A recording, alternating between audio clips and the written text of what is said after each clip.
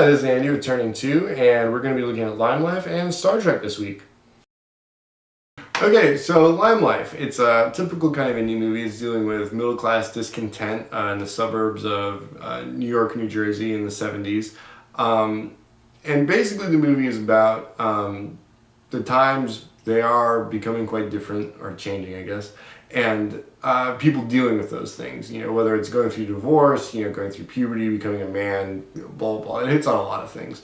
And it's very indie film-ish in a lot of ways, how it's shot, how it's paced. It's not too long, but it just kind of goes from rock to rock to rock to rock to rock. You know, you pick up with one character, you have a couple scenes, and you go to another character, and they intertwine because, you know, they're all part of the same family, but there's not a lot of exposition. There's no, you know, voiceover narration or anything. It's just kind of presenting to you what's going on in these people's lives, which is the real strength of the movie, is that it feels, you know, very real and very true at the same time, without being very heavy-handed as far as like a period piece or just kind of over the top. It felt, you know, true without being exaggerated, and that's kind of a good thing. The kind of bad thing is that if you're not paying attention, it moves pretty quickly, so you can kind of get lost in it. You're like, oh wait, what just happened? Like, was that important? Was that, I don't and so it's kind of a double-edged sword there. But Lymelife was enjoyable. It's like a 7. Okay, so Star Trek. I'm not really a fan. I don't care about the series. Never watched it. Seen like 2 of the TV show and 0 of the movies. Don't know who any of the characters are, but enjoyed it nonetheless. It was like a 6.5. It's this big, you know, budget, action-packed, popcorn-eating, you know, May-release blockbuster. And it was really cool. And it was a lot of fun.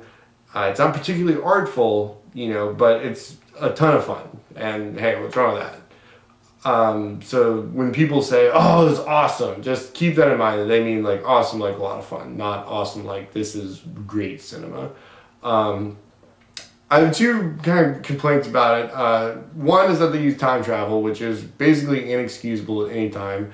You know, Harry Potter 3, Bill and Ted's Excellent Adventure, Kate and Leopold, all unacceptable. It doesn't make any sense. It creates so many plot holes. You can drive a truck through it, and it's just like, it's just horrible. And with that said, Star Trek probably gives us the best case scenario for time traveling, in that it happens once it happens, there's no real going back. There isn't jumping in between these different realities and like a butterfly effect happening where we changed one thing and then everything else changes and now Spock's evil, and there's none of that. It's just, it happens and then they go with it. And that's, you know, a little refreshing, but still, time travel is just not the best to have. My other complaint is that everybody's a comedian in this movie. Everybody's delivering punchlines, and a part of it is like references to the old show, which is like, okay, you gotta give fan service, but really Simon Pegg is the only person that's qualified and that should have, you know, comedic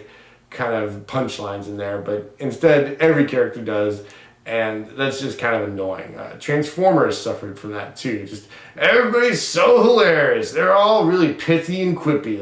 That's awesome. But other than those 2 things, I thought Star Trek, was pretty solid, and you'd probably enjoy it.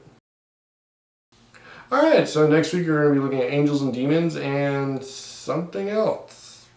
Tune in to find out.